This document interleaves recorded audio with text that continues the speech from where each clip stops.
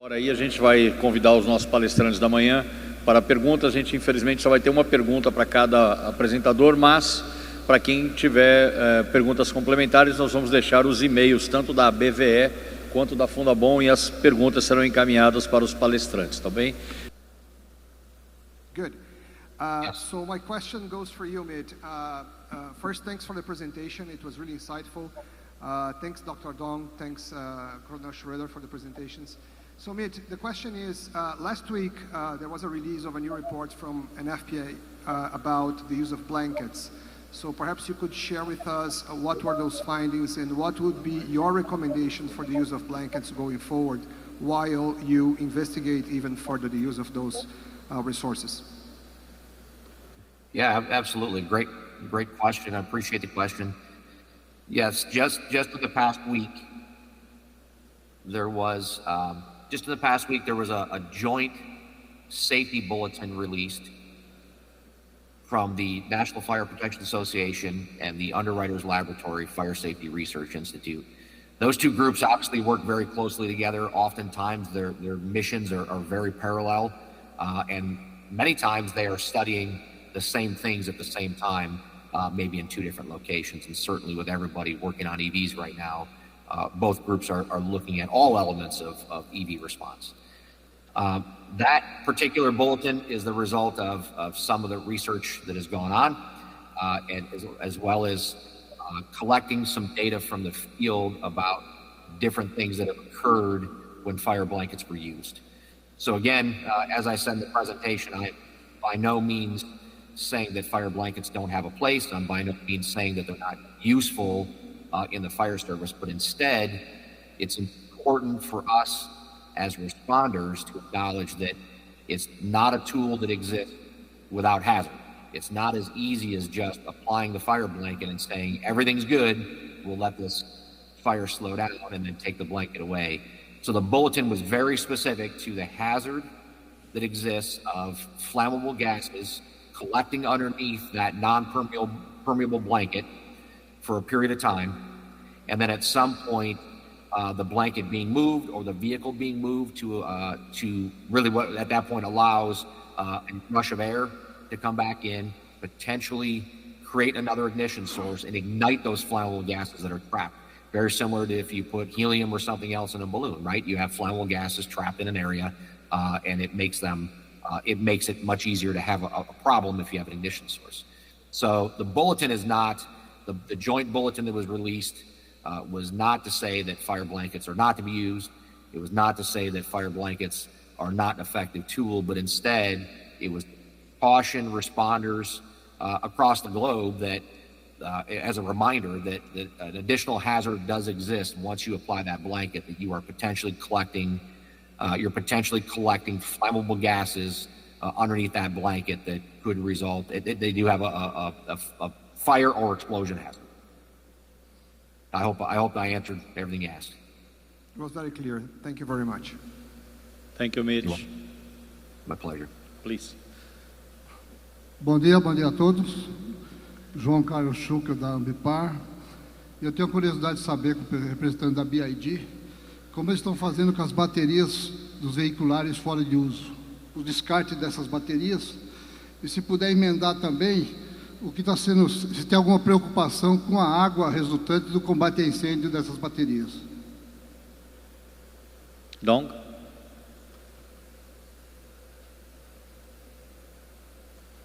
你好，非常感谢您的这个问题啊。就是我们现在我们的废电池，通常我们是有专门的这个回收部门来对它们进行回收。就比如说我们有一个这个汽车它发生了事故，它的电池要报废，这个时候这个汽车就会运输到我们的售后部门或者是工厂，然后呢由工厂来由专业人员来处理这个电池，把它给回收起来。然后呢，在这个运输的过程当中、回收的过程当中，它确实是不应该是碰到水。如果碰到水的话，确实会带来很多问题。因为在我们工厂当中，我们有一项非常重要的工作，就是防止这个电池淋雨。一旦它接触到水或者雨的话，它就是很容易就是会有安全的风险。你好，我的回答就希望能够解答您的问题。Ele acho que não entendeu. Eu queria saber a respeito da água resultante do combate a incêndio na bateria, não a água na bateria.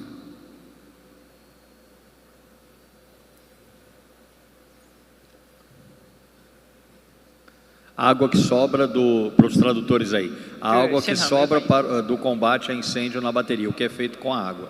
Espera que já temos um auxílio extra aqui.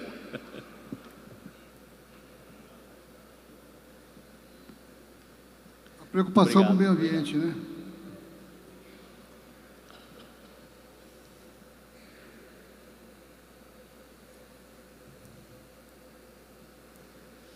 是这样的，如果是在工厂，或者说是我们的实验室内部的话，我们是有专门的这个废水的收集系统和处理系统的，就是确保这个废水它是无害的排放。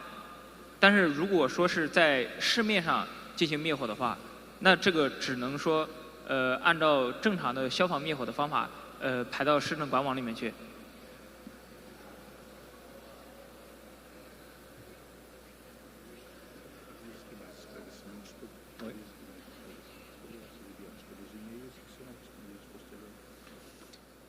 Ok, talvez a gente tenha um delay de tradução, mas por favor, encaminhe para a gente a pergunta por escrito.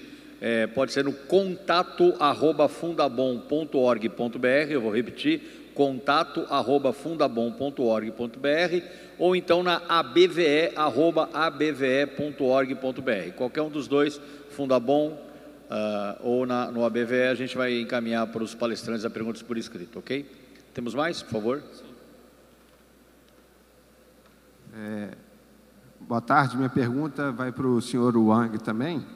Eu gostaria de saber se as informações e vídeos exibidos na apresentação dele são todos relativos a veículos com bateria de lítio ferro fosfato, né, a LFP, ou se algum era relativo a uma bateria de níquel manganês cobalto, NMC, e também se na bateria Blade da BYD, carregada com um SOC, né, um SOC acima de 90%, se também aconteceria fenômeno similar ao que foi mostrado nos vídeos exibidos, primeiramente com chamas e depois fumaça, porém se isso aconteceria com uma menor intensidade, se isso é o principal segredo aí, a maior qualidade da bateria Blade. A pergunta está dirigida a quem? Ao Coronel Schroeder ou ao Dong? Ao senhor Wang, da BYD. Eu não ouvi. BYD. Ah, perdão, a BYD, ok. Sorry, Acho que houve uma falha no fone dele. Eu vou te pedir uma gentileza, você pode abreviar a pergunta, que é mais completa, nos envie por e-mail que a gente vai enviar para ele, tá ok? Até pelo tempo, por favor. Então, assim, só se os vídeos e informações exibidas são da bateria LFP, lítio ferro fosfato, e se o segredo da Blade é que acontece a mesma coisa num caso de incêndio, né? Se uma lesão dessa bateria, se chama, depois fumaça, só que porém com menor intensidade, se essa é a grande qualidade da Blade. 这个我来解答一下，就是这个3元锂电池和磷酸铁锂电池它们热失控之间的这个差异。我们可以举这样的一个例子吧，就是我们公司目前使用的这种刀片电池，假如说就像今天上午上校播放的那个视频一样，就是在正常的侦测情况下，比亚迪的刀片电池它是从0%到100%。 SOC 它都不会发生起火或者爆炸的这种情况，但是对于3元锂电池，如果说是100% SOC 的它的这样的一个3元锂电池的话，它就会瞬间发生起火和爆炸。当然，它的这个3元电池，它的火灾危险性也是跟它的这个荷电状态这个 SOC 有很大的关系。如果说是低 SOC 的 这个3元锂电池，它同样也是比较安全的，因为我们国家有很多法规，做过类似的实验，就比如说是30%以下的3元锂电池，在一些特殊的场景下，它也是不会起火的。不过综合来讲，3元锂电池它的这个火灾危险性还是更高于这个磷酸铁锂电池的。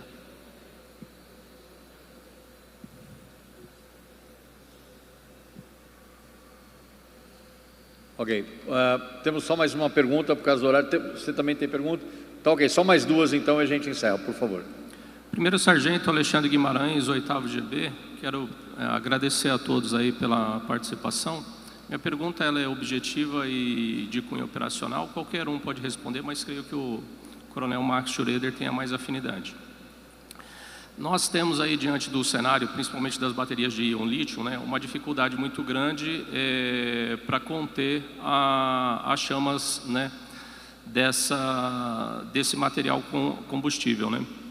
Então, pergunto, diante de um cenário, e foi mostrado aqui, a maioria dos combates a incêndio em veículos aí, em local aberto e sem veículos, né, ou materiais combustíveis próximos, né? Principalmente nos vídeos da BYD aí, né? A minha preocupação é que, dada a demanda, efetivo, né, escasso, né, no Brasil, principalmente aqui no estado de São Paulo, né? Você ter uma chamada de incêndio, um tempo-resposta aí geralmente de 15 minutos, né? Vamos reduzir um pouco mais aí, um incêndio às 2 horas da manhã no 2º subsolo de um prédio, né? O veículo num local mais distante, como é no meu apartamento, por exemplo, né? Onde as chamas, né? O Corpo de Bombeiros, a primeira equipe que vai chegar lá, vai demorar aproximadamente uns 10, 12 minutos para chegar no local, né? E as chamas provavelmente vão passar aí, né, a temperatura dos 1000 graus. Como é que a gente vai fazer o combate a incêndio numa situação desse tipo, né? Então, até hoje, ninguém conseguiu me responder isso daí, né? A gente vai evacuar o prédio, porque não tem como a gente chegar, né, dar o combate direto nas chamas, né? E eu creio que por uma conta fácil, a gente não tem a quantidade de água suficiente no próprio prédio para, né, ou até por um problema, por exemplo, né, que possa acontecer no prédio, nos sprinklers, né? Como que a gente vai combater esse incêndio aí, né, com 2 policiais, né, sendo que numa viatura tem 3, 2 policiais vão fazer esse combate aí no incêndio. Obrigado. Bom, eu acho que aí tem alguns pontos que são importantes, que eu acho até de certa forma eu abordei, né, ao longo da explanação da questão dos estudos que a gente vem fazendo, né?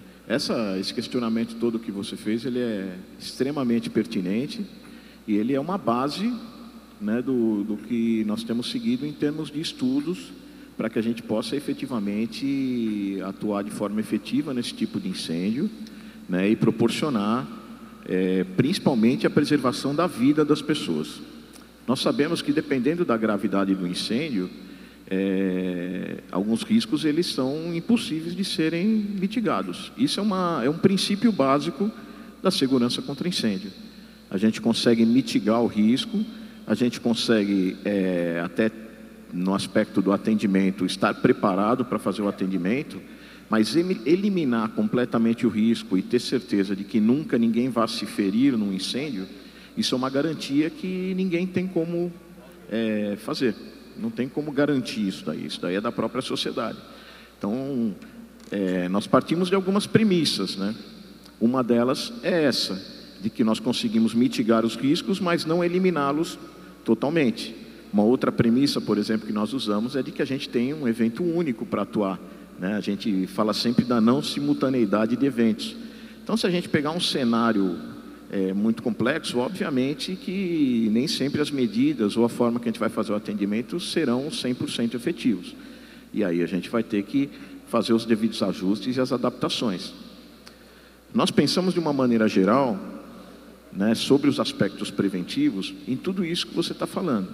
Daí que existe uma boa possibilidade, né, a gente discutiu essa semana sobre isso, né, de implementação de medidas de segurança contra incêndio que proporcionem uma maior segurança nos estacionamentos de veículos como um todo. E isso é uma ideia que visa evoluir a parte de segurança contra incêndio, que vem evoluindo ao longo dos anos e propondo medidas em edificações que antes não existiam. Então, exemplificando até uma conversa que eu estava tendo lá fora. Um prédio com mais de 30 metros de altura, aqui em São Paulo, anterior a 83, ele não precisava ter sistema de sprinklers e ainda não tem. E esses prédios existem, eles têm saídas de emergência, eles têm AVCB, mas eles não têm sistema de chuveiros automáticos. Todos que foram construídos a partir dessa data, prédios de uso comercial e de escritórios, eles têm hoje sistemas de chuveiros automáticos que os tornam mais seguros. Então, quando a gente fala em evoluir a legislação, a gente tem um momento em que as mudanças nas características construtivas passam a contribuir para uma sociedade mais segura e facilitar tanto a questão da retirada das pessoas de forma segura, a preservação das estruturas, a preservação do patrimônio de uma maneira geral, e também permitir um acesso melhor ao Corpo de Bombeiros. Então, todo esse trabalho ele visa justamente isso, né? Então, nós estamos estudando para que tenhamos condições de ter um acionamento automatizado, de detecção, de sprinklers. E aí, nesse incêndio, no terceiro subsolo, for num prédio novo, certamente essas medidas serão efetivas e vão conseguir conter até que o Corpo de Bombeiros consiga chegar com as equipes e atuar. Muitas vezes vai chegar com uma equipe reduzida inicialmente, né? Mas nós temos equipes distribuídas em vários lugares que vão chegar em apoio e vão poder apoiar na sequência. Então, isso também são aspectos operacionais importantes que, à medida que a gente vai tendo novos riscos e novos desafios, a gente também vai atualizando essa forma de atuação. Na parte de combate a incêndio, nós já fizemos alguns treinamentos ao longo desses 2 anos, com o efetivo nosso do Corpo de Bombeiros de São Paulo e alguns com alguns efetivos de outros bombeiros militares, específicos voltados para o atendimento de emergência com veículos elétricos, levando em consideração os riscos que são diferentes do incêndio de um veículo convencional. Alguns pontos são diferentes, em outros são bem similares, né? A extinção não muda tanto, mas nós sabemos que existe a questão da eletrificação do veículo em si, que pode gerar uma descarga elétrica. A gente sabe da quantidade de fumaça, que é uma fumaça bastante tóxica, tanto que tivemos um incidente lá na Espanha com 2 bombeiros que foram vitimados durante o atendimento de um incêndio, com características até parecidas com o que você falou, num local fechado, entraram, inalaram fumaça e sucumbiram, infelizmente, né?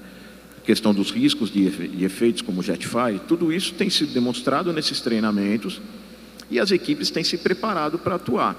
Isso é muito importante, passar por essa fase também de adequação, de treinamento, de ajuste no aspecto de atendimento operacional, para conhecer o risco e saber atuar diante desses novos riscos. Não há espaço para, por exemplo, fazer uma atuação num local fechado com esse tipo de incêndio sem o uso de EPR, né? A gente sabe do risco que isso implementa. Então, o que eu vejo, né, assim, que nós estamos tratando, primeiramente, dos aspectos da prevenção, propondo medidas de segurança que vão facilitar esse atendimento por parte do bombeiro e vão diminuir a intensidade, o impacto causado por um incêndio de um veículo em local fechado. Isso deve já constar da nossa legislação futura, né? E estamos também treinando os nossos efetivos para atuarem diretamente nesse tipo de combate, porque será necessário atuar, como a gente sempre atuou no incêndio em veículos a combustão. Agora nós temos algumas peculiaridades dos veículos elétricos, dos veículos híbridos, daqui a pouco, como eu disse, veículos com outras formas de alimentação, como hidrogênio, etc. E a gente tem que estar preparado. Então, no cenário atual, né, o que a gente espera é que nós possamos fazer esses ajustes, melhorar a legislação no sentido de proporcionar um melhor combate. E, no paralelo, treinar as nossas equipes para atuar. Espero ter respondido aí. Ok. Nossa última pergunta, por favor, seja rápido, porque a gente está bastante adiantado no horário. A minha dúvida é a seguinte: a nossa frota hoje de veículos elétricos é nova, ou seja, a maioria com garantia de 8 anos, ou seja, os primeiros proprietários fatalmente vão fazer as revisões. O poder de ignição da bateria nova e após 10 anos é a mesma? O risco é o mesmo? 你好，非常感谢你的提问啊。就是我们针对这个废旧这个衰减的这个电池啊，假如说它的使用时间很长之后，确实它的性能上会有一些衰减，比如说它的容量会下降，使用的时间长了之后。然后呢，我们现在公司的政策就是，如果说你的电池使用了超过8年，然后呢，或者是你的电池容量下降到一定程度之后，是可以到公司来进行来进行更换，我们可以对它进行售后的这个处理，所以我们的这个消费者就不用担心这个电池使用年限所带来的一个问题。谢谢。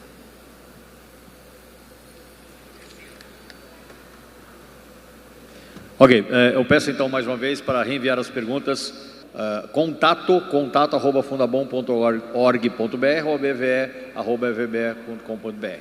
A gente vai encerrar então nossa participação da manhã. Mitch, just to wait a little minute, we're going to take a photo with you and you have a certification to send to you. We're going to do this now, please, Mr. Alexandre, and you're going to receive this at your place in a few days, okay? Thank you very much, Mitch. E vamos todos fazer uma foto aqui dos palestrantes da manhã. Pessoal, vamos ser aí 14 horas em ponto, a gente está começando. Um bom almoço a todos, muito obrigado.